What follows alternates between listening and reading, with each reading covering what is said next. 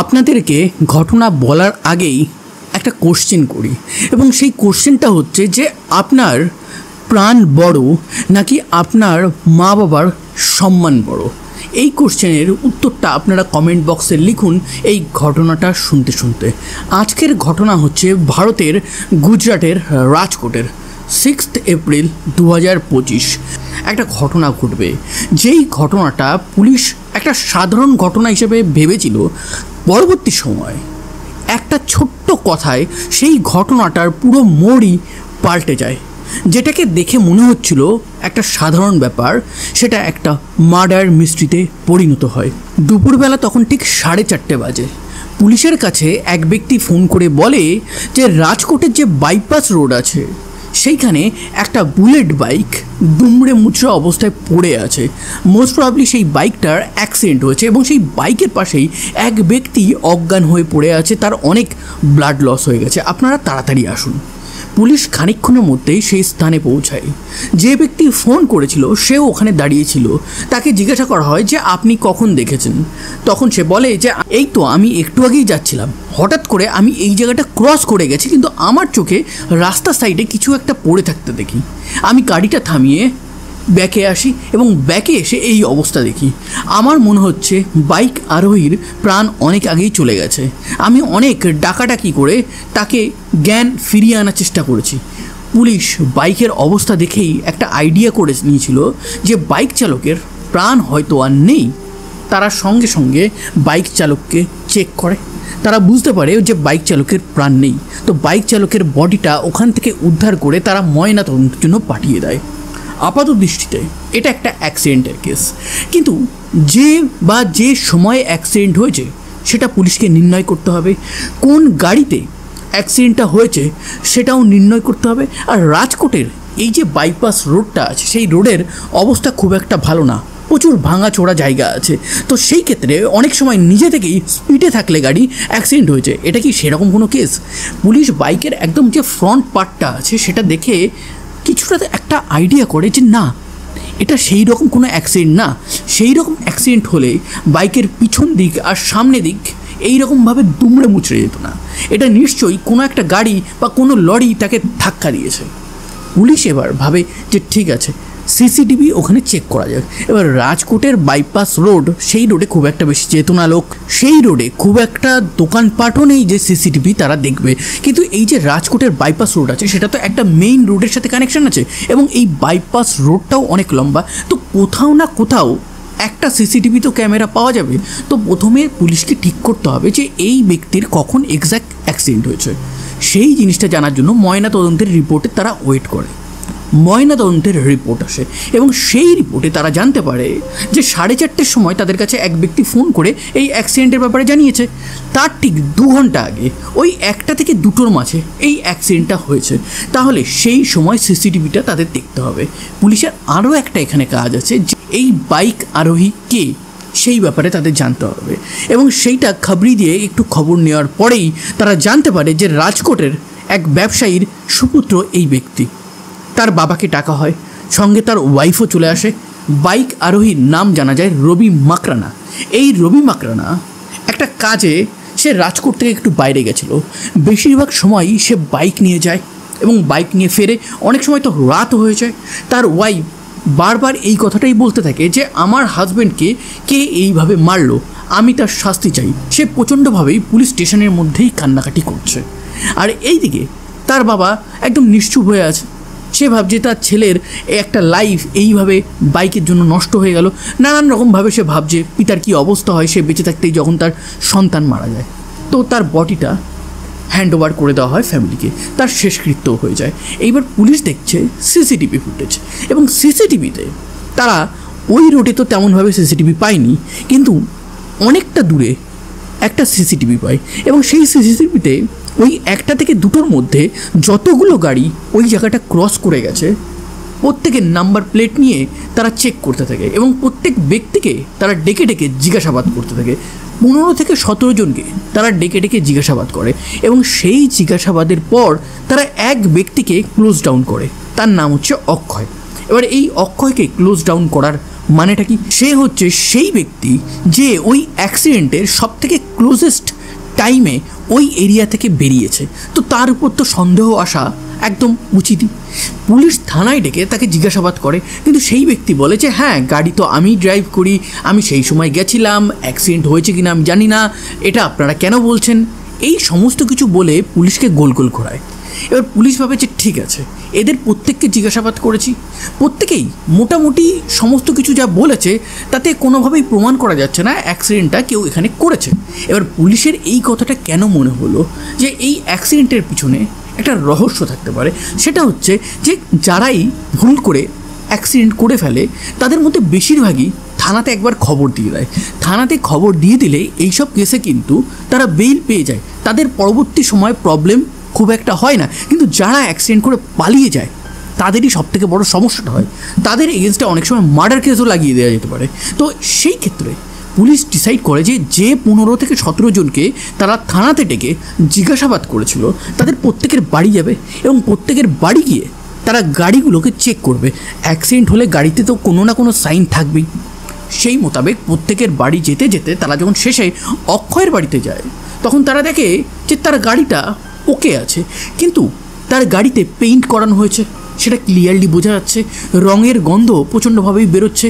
গাড়ির সামনের দিকে বেশ কিছু একটা আঘাত লেগেছিল, সেটা রিপেয়ার করা হয়েছে, সেটাও বোঝা যাচ্ছিল। এবং সেই জিনিসটাই নিয়ে যখন অক্ষয়কে বারবার জিজ্ঞাসা করা হয় তখন অক্ষয় বলে যে না, এটা আমি এমনি রিপেয়ার করিয়েছি, এরকম নানান কথা বলতে থাকে। পুলিশ তখন যে গ্যারেজ থেকে এই গাড়িটা রিপেয়ার করানো বা রং করানো হয়েছে সেইখানে চলে যায়। সেইখানে গিয়ে জিজ্ঞাসা করলে তারা বলে যে হ্যাঁ, গাড়ির সামনেটা একদম দুমড়ে মুচড়ে গেছিলো, যেন একটা বড় অ্যাক্সিডেন্ট হয়েছে। এই জিনিসটা জানার পর পুলিশ এই অক্ষয়কে থানায় নিয়ে গিয়ে কোশ্চেনিং করতে থাকে। তখন অক্ষয় বলে যে হ্যাঁ, আমার সাথে ওই বুলেট বাইকের ধাক্কা লেগেছিল, কিন্তু আমি ভেবেছিলাম যে আমি ফেসে যাব, ওই রোডে তো সিসিটিভি থাকে না, তো সেহেতু আমি পালিয়ে যাওয়াটাই বেটার মনে করি। এই জিনিসটা শোনার পর পুলিশ ভাবে যে তাহলে এই ব্যক্তি একটা ভুল করেছিল অ্যাক্সিডেন্টালি, সেটা লুকানোর চেষ্টা করছে। এবার এই যে তদন্ত হচ্ছে এই ব্যাপারে, এই যে রবি যার অ্যাক্সিডেন্ট হয়েছে তার বাবা তো খোঁজ খবর নিচ্ছে, তো তার বাবার কাছে এই অক্ষয়কে জিজ্ঞাসাবাদ করা হচ্ছে। এই জিনিসটা চলে যায়, রবির বাবা সঙ্গে সঙ্গে থানাতে চলে আসে এবং থানাতে এসে পুলিশকে বলে যে আপনারা অক্ষয় বলে কাউকে জিজ্ঞাসাবাদ করছেন, আমি তাকে একবার দেখতে চাই। এবার রবির বাবাকে অক্ষয়কে দেখানো হয়। তখন রবির বাবা একদম অবাক হয়ে যায় এবং পুলিশকে বলে এই ছেলেটা আমার ছেলের বাইকের পিছনে ধাক্কা মেরেছে। তখন পুলিশ বলে যে আপনি কি একে চেনেন? তখন রবির বাবা একটু ইতস্তত বোধ করে, একটু থেমে বলে যে হ্যাঁ, একে আমি চিনি এবং এর জন্যই আমার সংসারে প্রচণ্ড অশান্তি লাস্ট কয়েক বছর ধরে হচ্ছে। পুলিশ বলে যে কেন? তখন রবির বাবা বলে যে এই ছেলের সাথেই আমার বৌমার অবৈধ সম্পর্ক ছিল, যদিও আমার ছেলের কথায় তার ওয়াইফ নাকি এই অবৈধ সম্পর্ক থেকে বেরিয়ে এসেছে, কিন্তু এই ঘটনাতে এই জায়গাতে এসে বলছি যে এর এগেনস্টে আমি কেস করব এবং এর উপর আমার সন্দেহ আছে। পুলিশও তখন বলে যে হ্যাঁ, আমাদেরও সন্দেহ হচ্ছে। সাধারণত যে কোনো অ্যাক্সিডেন্ট কেসে পুলিশকে ইনফর্ম করে দেওয়া হয়, কিন্তু এই ব্যক্তি কেন পালিয়ে গেল? কেন গাড়িটাকে গ্যারেজে নিয়ে গিয়ে পুরো একদম নতুন করে একটা মেকওভার দিল? সমস্ত জায়গায় একটা সন্দেহের ব্যাপার আছে। যেহেতু আপনার বৌমার সাথে একটা অবৈধ সম্পর্ক ছিল, সেহেতু আমরা আপনার কিন্তু বৌমাকেও তদন্ত করব, কোশ্চেনিং করব। তখন রবির বাবা বলে যে হ্যাঁ, এটা আমাদের কোনো প্রবলেম নেই। পুলিশ ডাইরেক্টলি এই যে রবির ওয়াইফ আছে যার নাম হচ্ছে রিঙ্কেল, তাকে জিজ্ঞাসাবাদ না করে তারা কল ডিটেল রেকর্ডটা বার করে। এই কল ডিটেল রেকর্ডে রবির নাম্বারে সেই রকম কিছু তারা পায়নি, কিন্তু এই যে অক্ষয় আছে তার কল ডিটেল রেকর্ডটা চেক করার পরেই তারা দেখতে পায় যে এই অক্ষয় কন্টিনিউয়াস এই রিঙ্কেলকে ফোন করত, তাদের মধ্যে প্রচুর চ্যাট হয়েছে, তাদের মধ্যে সম্পর্কটা শেষ হয়নি, সেটা পুলিশ ক্লিয়ারলি বুঝতে পেরে যায়। এবং এরপরেই তারা রিঙ্কেলকেও অ্যারেস্ট করে থানাতে নিয়ে এসে কোশ্চেনিং করে। এবার আপনি বলবেন যে একসাথে কথা বলছে বলে বা তাদের মধ্যে কল এক্সচেঞ্জ হয়েছে বলে বা মেসেজ এক্সচেঞ্জ হয়েছে বলে এখানে রিঙ্কেলকে কেন অ্যারেস্ট করা হলো? রিঙ্কেলকে অ্যারেস্ট করার পিছনে একটা অন্য কারণ আছে। সেটা হচ্ছে যখন এই রবির অ্যাক্সিডেন্ট হয় তার আগে প্রচুর কল এই রিঙ্কেল অক্ষয়কে করেছিল। আবার অ্যাক্সিডেন্ট হওয়ার পর এই অক্ষয় অনেক কল এই রিঙ্কেলকে করেছিল।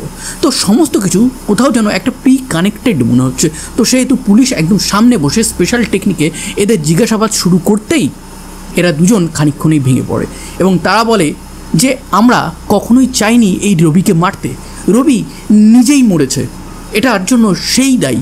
তখন পুলিশ বলে তোমরা গাড়ি দিয়ে ধাক্কা মারলে, প্ল্যান করলে, এখানে রবির পিছনে তোমরা সমস্ত দোষ লাগিয়ে দিচ্ছ, কেন রবি এখানে কি করেছে? তখন রিঙ্কেল বলতে শুরু করে আজ থেকে 4 বছর আগে আমাদের বিয়ে হয়েছিল, সম্পর্কটা আমাদের বেশ ভালোই চলছিল, কিন্তু 1 বছর পর হঠাৎই সোশ্যাল মিডিয়াতে আমার এই অক্ষয়ের সাথে পরিচয় হয়। প্রথম তো এটা একটা নর্মাল কনভারসেশন ছিল, তারপর আস্তে আস্তে সেটা বন্ধুত্ব হয় এবং বন্ধুত্বটা দেখা সাক্ষাতে পরিণত হয়, তারপর কোথাও না কোথাও আমরা একে অপরের প্রেম পড়ে যাই। এইদিকে অক্ষয়ও বিবাহিত, আমিও বিবাহিত, দুজনে চুটিয়ে প্রেম করছি। তার মাঝে হঠাৎই আমি প্রেগনেন্ট হয়ে যাই এবং এই প্রেগনেন্সিতে আমি অক্ষয়ের সাথে খুব একটা দেখা সাক্ষাৎ করতে পারতাম না, কিন্তু আমাদের ফোনে কনভারসেশন কন্টিনিউ চলতো অ্যান্ড আমি এই বাচ্চাটা রাখতেই চাইতাম না। আমার ইচ্ছেই ছিল না রবির সাথে থাকা বা রবির বাচ্চাকে বড় করার, কিন্তু কিছু উপায় নেই। আমি সেই বাচ্চাটাকে ডেলিভার করি। রবি তো প্রচণ্ড হ্যাপি, কিন্তু আমি খুব একটা হ্যাপি ছিলাম না। আমার হ্যাপিনেস ছিল টোটালটাই অক্ষয়ের কাছে। তো অক্ষয়ের সাথে আমি আবার দেখা সাক্ষাৎ শুরু করি, আমরা হোটেলে মেলামেশা করতে থাকি, সমস্ত কিছু একদম নর্মাল চলতে থাকে এবং আমরা এমনভাবে দেখা সাক্ষাৎ করতাম যাতে কেউ বুঝতে না পারে। আমাদের অনেক সিক্রেট কোড ওয়ার্ড ছিল। আমি যখনই বলতাম যে আমার খাওয়া দাওয়া হয়ে গেছে, তার মানে আমি তখন ফ্রি আছি, আমাকে তখন অক্ষয় ফোন করতে পারবে। আর যখনই আমি মেসেজে লিখতাম যে অনেক কাজ বাকি, তার মানে রবি সেই সময় বাড়িতে আছে, সেই সময় যেন অক্ষয় কল না করে। কিন্তু হয় কি, প্রেমে কোনো কিছুই সামলানো যায় না। তো অক্ষয়ের প্রেম আর আমার প্রেম এমন একটা লেভেলে চলে যায়, অক্ষয় এই সমস্ত কোড ওয়ার্ড ব্রিচ করে আমাকে ফোন করতে থাকে এবং এইভাবে একদিন হঠাৎই রবির হাতে আমি ধরা পড়ে যাই এবং রবিকে প্রথমে আমি অস্বীকার করি পুরো ব্যাপারটা, কিন্তু রবি অনেক রকমের প্রমাণ সে রেখে দেয়। আমি বুঝতে পারি যে রবি অনেক দিন ধরেই আমাকে লক্ষ্য করছিল, কিন্তু সেটা আমাকে বলেনি। এরপর রবির সামনে আমি স্বীকার করি যে হ্যাঁ, আমার একটা অবৈধ সম্পর্ক হয়ে গেছে, আমি ভুল করেছি, আর কোনোদিনও করব না। রবি আমাকে ক্ষমা করে দেয়, কিন্তু আমি সেই ক্ষমার যোগ্য ছিলাম না। আমি এই অক্ষয়ের সাথে কন্টিনিউয়াস দেখা সাক্ষাৎ, কথাবার্তা, সমস্ত কিছু লুকিয়ে লুকিয়ে কথাবার্তা বলতাম, কিন্তু রবিকে আমি এবার ম্যানেজ করতাম অনেক চালাকির সাথে। রবি আমাকে সন্দেহ করবে, এটা একটা নর্মাল ব্যাপার। তো সেই ক্ষেত্রে আমি রবিকে আমার লোকেশান পাঠিয়ে দিতাম, ফোনটা বাড়িতে রেখে আমি চুপচাপ, রবি যেই বেরোতো আমি অক্ষয়ের সাথে দেখা করতে চলে যেতাম, সবার অজান্তে, সবাই বুঝতো না। কিন্তু একটা সময় রবির বাবা মানে আমার শ্বশুর, সে আমাকে সন্দেহ করতে থাকে এবং এই জায়গাতে রবি আমাকে আবার কনফ্রন্ট করে। আমি তখন বুঝতে পারি যে এইভাবে আর বেশি দিন চলবে না। আমি রবির সাথেও থাকতে চাই না, রবির বাচ্চাকেও মানুষ করতে চাই না। তো এই বন্দির দশা থেকে আমি বেরোতে চাই। আমি পুরো ব্যাপারটা অক্ষয়কে বলি, অক্ষয়ও বলে সেও যেহেতু বিবাহিত, সে তার ওয়াইফকে বলে একটা ডিভোর্সের ব্যবস্থা করে এই রবি আর অক্ষয় তার ওয়াইফকে ডিভোর্স দিয়ে তারা দুজনে মিলে একটা সুন্দর লাইফ শুরু করবে। সেই মোতাবেক অক্ষয় তার ওয়াইফকে বলে দেয় যে আমি একজনকে ভালোবাসি, একটা অবৈধ সম্পর্ক করেছি। তো তার ওয়াইফ একটা জিনিস ক্লিয়ারলি বুঝতে পারে যে যে ব্যক্তি আমার সাথে থেকে অন্য কাউকে ভালোবেসেছে, তো তাকে আমি জোর করে আটকে রেখে কী করবো, তাকে ছেড়ে দিই। তো অক্ষয়ের ওয়াইফ একদম ক্লিয়ারলি বলে যে ঠিক আছে, আমরা ডিভোর্স নিয়ে নিতে পারি। এইদিকে যখন রিঙ্কেল রবিকে গিয়ে বলে, তখন রবি বলে যে তুমি কি পাগল আছো?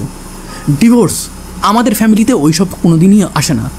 আমি যদি তোমাকে ডিভোর্স দিই বা তুমি যদি আমাকে দাও, আমার ফ্যামিলির রেপুটেশনের কী হবে, আমার মা বাবার রেপুটেশনের কী হবে, সমাজে সবাই তো ছিছি করবে। তো আমি তোমাকে ডিভোর্স কোনোভাবেই দিতে পারবো না। এরপরে রিঙ্কেল আর এই অক্ষয় একটা মাস্টার প্ল্যান বানায় এবং সেই প্ল্যানে রিঙ্কেল এই রবিকে বলে যে ঠিক আছে, আমি তোমার সাথেই থাকবো, আমি একদম চেঞ্জ হয়ে যাব। এবং সেই থেকে তার সততা প্রমাণ করতে সে লাইভ লোকেশান, বাড়িতে যখন সে থাকতো তখন সে তার ফটো তুলে পাঠাতো, এই দেখো আমি বাড়িতে আছি। তো এইভাবে কয়েক মাস চলার পর হঠাৎই একদিন রিঙ্কেল তার হাজব্যান্ড রবিকে সন্দেহ করে যে তোমার বাড়ি ফিরতে এত রাত হলো কেন।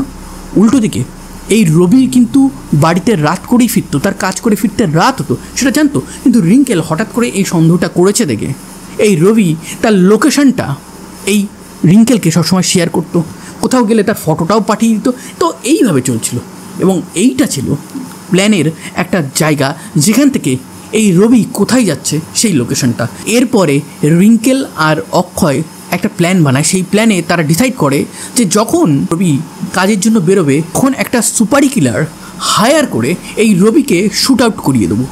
কিন্তু রিঙ্কেল বলে যে যদি সেই সুপারি কিলার ধরা পড়ে যায়, আমি অনেক ওয়েব সিরিজে ক্রাইম থ্রিলারে দেখেছি যে এই সুপারি কিলারগুলো সবার আগে ধরা পড়ে এবং ধরা পড়লে পুলিশ এদেরকে যেই একটু কড়াকড়ি করে এরা সব বলে দেয়, তো আমরা তো ওইভাবে ধরা পড়ে যাব এবং অনেকগুলো টাকাও নষ্ট হবে। তার থেকে বরঞ্চ আমরা নিজেরাই কিছু করি যেটা কোনোদিনও এই রবি বা পুলিশ কেউ কিছু বুঝতে পারবে না, যেটা একটা অ্যাক্সিডেন্টের রূপ দিয়ে দিই। তো তারা ডিসাইড করে গাড়ি দিয়ে ধাক্কা মেরে এই রবিকে হত্যা করবে। এবং সেই মোতাবেক যেহেতু রবির লোকেশনটা সবসময় রিঙ্কেলের সাথে শেয়ার্ড হচ্ছিল, রিঙ্কেল জানতো যে সেই সময় সে কোথায় থাকে। তো এইভাবে অক্ষয় কিন্তু তাকে অনেক দিন ধরে পিছু করে এবং পিছু করে তার যে রুট ম্যাপ আছে সেটা ভালো করে বানিয়ে নেয়। সে কখন কোথায় যায় সেগুলো সে ক্লিয়ারলি জানে এবং কোন রাস্তা খালি থাকে, কোন সময় মারলে ভালো হবে, এই সমস্ত কিছু প্ল্যান করে তারা 6 এপ্রিল একটা ডেট ঠিক করে ঠিক দুপুরবেলা 1টা থেকে 2টো এই রাজকোটে যে বাইপাস রোড আছে, যেটা ফাঁকা থাকে, যেটা ভাঙাচোরা থাকে, সেইখানেই মারা হবে।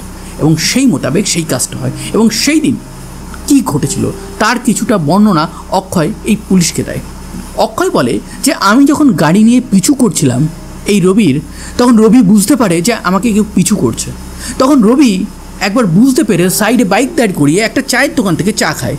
আমি তখন ভাবি যে প্ল্যানটা আজকে ক্যান্সেল করে দিই, আমি গাড়িটা নিয়ে বেরিয়ে যাই। কিন্তু ভাবি যে এই রকম সুযোগ সবসময় পাবো না এবং আজকে যদি সে বুঝতে পারে যে তাকে কেউ পিছু করছে তাহলে পরবর্তী সময় সে সতর্ক হয়ে গেলে তাকে মারতে অনেক অসুবিধা হবে। তো এই কারণে আমি গাড়িটাকে আবার ঘুরিয়ে তার পিছনে নিয়ে আসি এবং পিছনে নিয়ে এসে বেশি না দেখে চুপচাপ একটা ফাঁকা জঙ্গলময় এরিয়ার সাইডে যেখানে সিসিটিভি নেই সেটা কনফার্ম হওয়ার পরেই আমি তার বাইকের পিছনে সজোরে ধাক্কা মারি। সে ওখানে পড়ে যায়। আমি গাড়ি থেকে বেরোই। যখন গাড়ি থেকে বেরিয়েছি তখন তার বাইকটা পুরোপুরি উল্টে গেছে, সে কাতরাচ্ছে, কিন্তু তাকে আমি আর কোনো হেল্প করতে যাইনি। চুপচাপ তাকে দেখে আমি যখন বুঝতে পারি তার খানিকক্ষণে মৃত্যু হবে, আমি ওখান থেকে বেরিয়ে যাই। এবং সেই মোতাবেক ওই রাস্তাটা যেহেতু খুব একটা মানুষজন যায় না, তো 1 থেকে 1.5 ঘন্টা পর অন্য একটা গাড়ি তাকে দেখে ওখানে দাঁড়িয়ে আপনাদেরকে ফোন করে, তারপর আপনারা গিয়ে সেখানে উদ্ধার করেন। তো এই কারণেই এই ঘটনা শুরুর প্রথমেই আমি বলেছিলাম যে মা বাবার সম্মান বড় না আপনার প্রাণ বড়। এখানে রবি যদি এই রিঙ্কেলকে ডিভোর্সটা দিয়ে দিত তাহলে তার প্রাণটা থাকতো। এই যে মেকি সম্মান তার মা বাবার, যে ডিভোর্স হলে তাদের সম্মান চলে যাবে, এই কারণে বেচারার প্রাণটাই চলে গেল। এইবার প্রাণটা কি ফিরিয়ে আনা যাবে? মান সম্মান মাঝে মাঝে হলেও ফিরিয়ে আনা যায়, কিন্তু প্রাণ গেলে সেটা আর ফিরিয়ে আনা যায় না। তো সবসময় সতর্ক থাকবেন। আর আরেকটা জিনিস আপনাদের একটা টিচিং দিই, লেসন দিই, একটা কথা বলি যেটা আমার বারবার মনে হয়, আপনারা অনেক বড়রাও শোনেন আমার ঘটনা, তো ঠিক হলে আপনারা কমেন্টে লিখবেন যে হ্যাঁ তুমি ঠিক বলেছো। সেটা হচ্ছে জীবনে সমস্ত কিছু না জোর করে ধরে রাখা যায় না। ভালোবাসা এমন একটা জিনিস যেটা জোর করে ধরে বেঁধে কাউকে করা যায় না। যে ভালোবাসে সে নর্মালি ভালোবাসে, কাউকে জোর করে আটকে রেখে নিজের বিপদ থেকে আনবেন না। যদি কোনো মানুষ আপনার জীবনে আছে, সে যদি চলে যেতে চায় তাকে রিকোয়েস্ট করবেন না, তাকে পায়েও ধরবেন না। যেতে চাও চলে যাও, তুমি তোমার মতন ভালো থাকো, আমি আমার মতন ভালো থাকবো। জীবনে অনেক মানুষ আসে আর অনেক মানুষ যায়। তো এই ছিল আজকের একটা ভেরি ইন্টারেস্টিং ট্রু ক্রাইম ঘটনা। এইরকম রিয়েল লাইফ ট্রু ক্রাইম ঘটনা ইন স্টোরি ফরম্যাটে যদি আপনারা শুনতে চান তাহলে অবশ্যই আমার চ্যানেলটিকে সাবস্ক্রাইব করবেন। এবং আজকের ঘটনা যদি আপনাদের প্রভাবিত করে তাহলে একটা লাইক করবেন, একটা কমেন্ট করবেন এবং বন্ধুদের গ্রুপে অবশ্যই শেয়ার করে দেবেন। ধন্যবাদ। আবার দেখা হবে নতুন কোনো এক ভেরি ইন্টারেস্টিং ট্রু ক্রাইম ঘটনার সাথে।